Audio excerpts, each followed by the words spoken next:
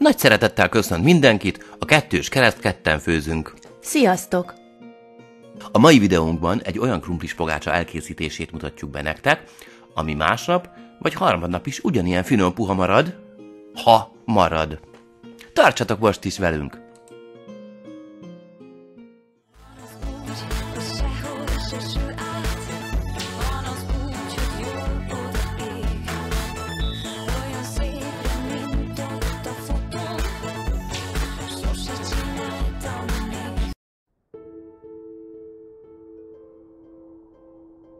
Mutatjuk is a hozzávalókat: 50 dg liszt, 3 tojás, 1 deci tej és élesztő, zsír, vaj és só.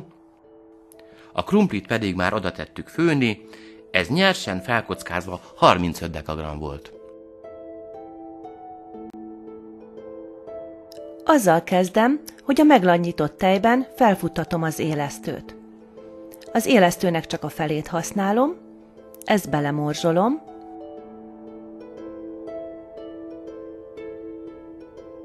szórok rá egy kevés cukrot, elveszek egy picit a lisztből, és összekeverem.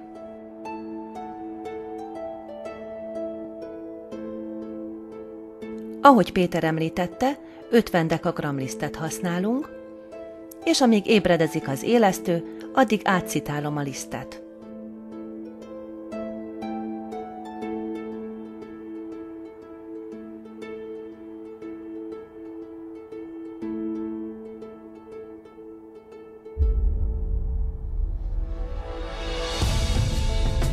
Közel 20 dg zsírt és vajat készítettünk elő. Lehet csak zsírt is használni. Mi 5 dg vajat kockáztunk össze, és ehhez bő 15 dg zsírt tettünk még. Ezt a zsírt és a vajat beledolgozom a lisztbe, de nem belegyúrom, hanem inkább csak morzsolgatom.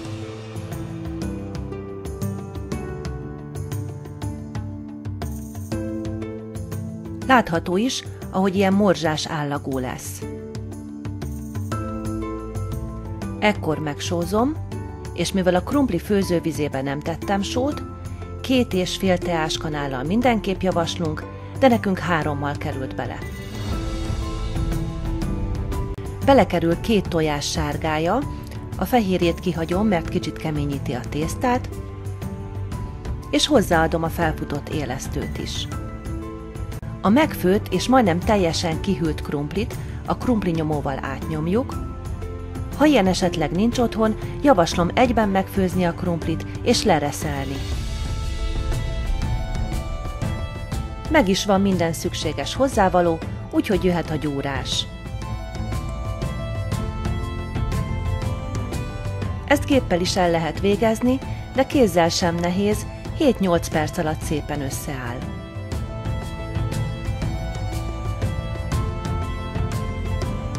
Kezd összeállni, a tészta is szépen kitisztította a tálat.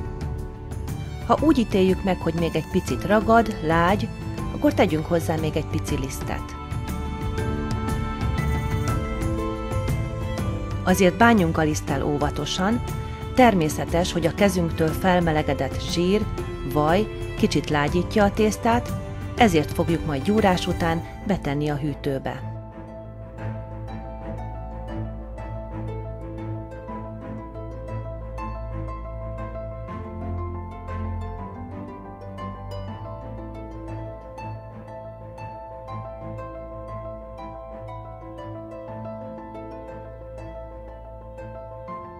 Az utolsó simításokat már a deszkán végzem, kicsit alálisztezek, ráteszem a tésztát, és még egy kicsit átgyúrom.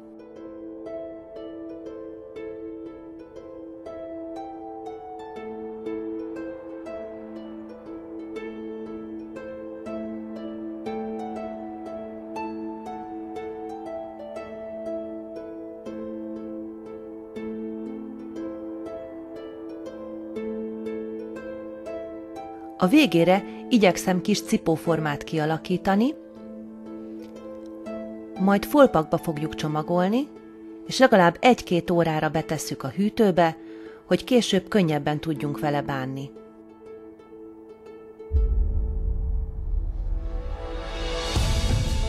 Másfél óra elteltével kezdek el dolgozni újra a tésztával, ennyi idő alatt a zsiradék visszahűlt.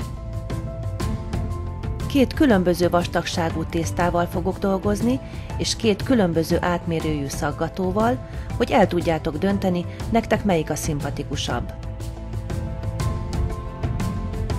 Ahogy láthattátok, a deszkára és a tésztára is szórtam lisztet, és így kezdem el nyújtani.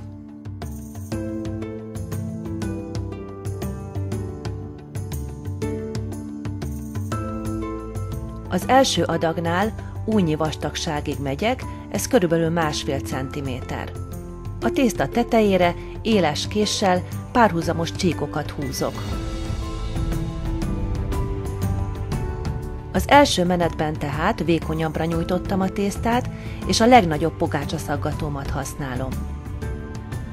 A pogácsák tetejét megkenem egy felvert tojással, majd némi várakozás után 200 fokos sütőbe kerül be.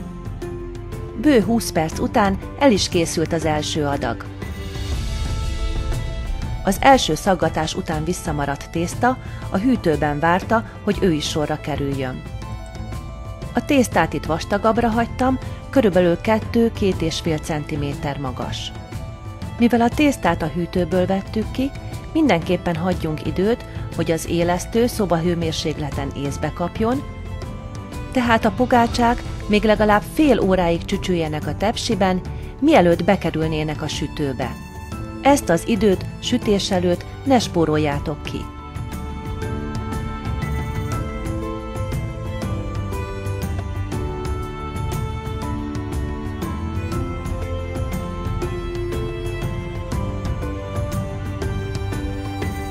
A 200 fokos sütőben bő 20 perc alatt ilyen szépre sültek a pogácsák.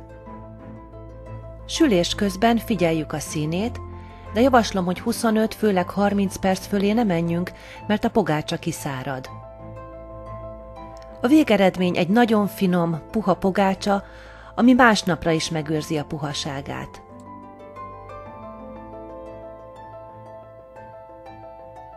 Ha tetszett a videó, ne felejtsétek el megnyomni a like gombot. Ha a többi videónk is tetszik, és nem szeretnétek lemaradni a további tartalmainkról, iratkozzatok fel a csatornánkra. És ne felejtsétek, ketten főzni jó! Sziasztok!